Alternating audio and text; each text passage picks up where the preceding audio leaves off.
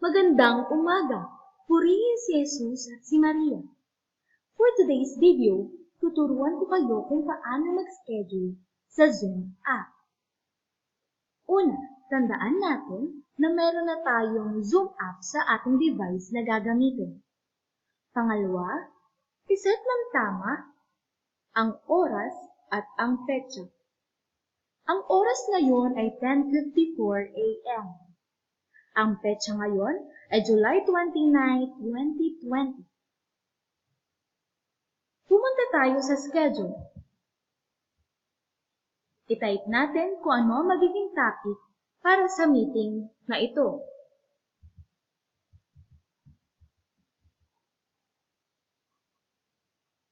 Sa start, nakalagay kung kailan uumpisahan ang meeting na ito.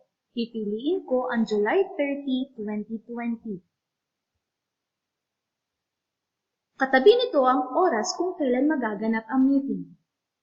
Meron ditong drop-down menu, piliin kung anong oras mag-uumpisa ang iyong meeting.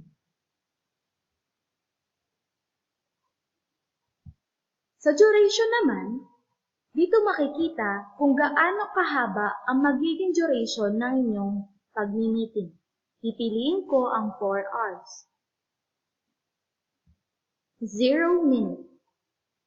Sa time zone, tandaan natin na piliin natin ang +8 kung saan may kaparehas tayong oras. Hanapin natin ang +8, Singapore.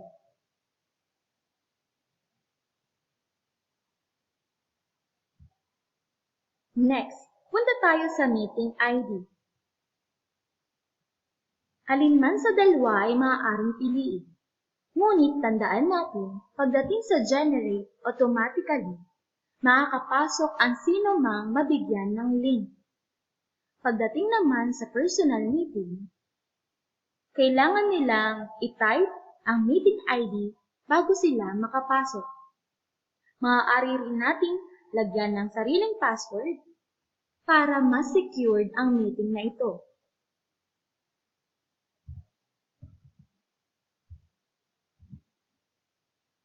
Para sa video ng host o ikaw bilang teacher, ilagay natin ang on. Ang participants para sa ating mga estudyante ay on. I-click natin ang schedule.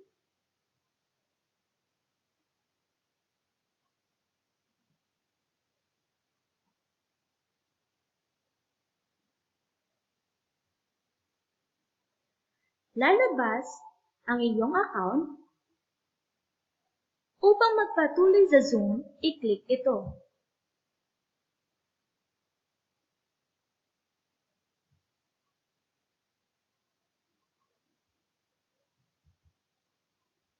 Piliin natin ang Allow.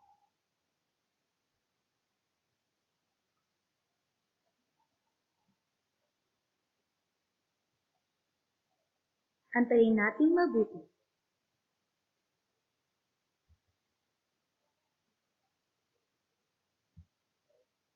Lalabas dito ang mga impormasyon na iyong itinay.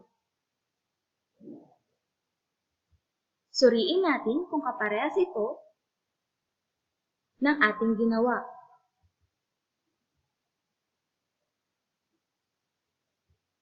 I-click ang Save.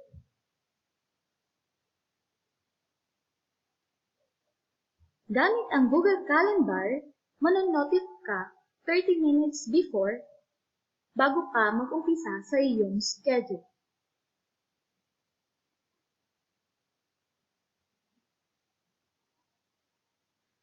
Makikita natin kung nakasave na ba ang ating schedule dito sa Meetings.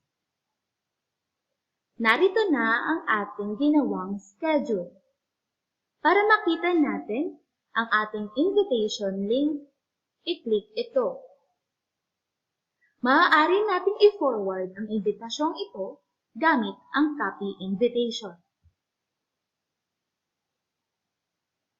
Once na na-copy na natin ang invitation, isend na natin ito sa mga batang dadalo sa ating schedule.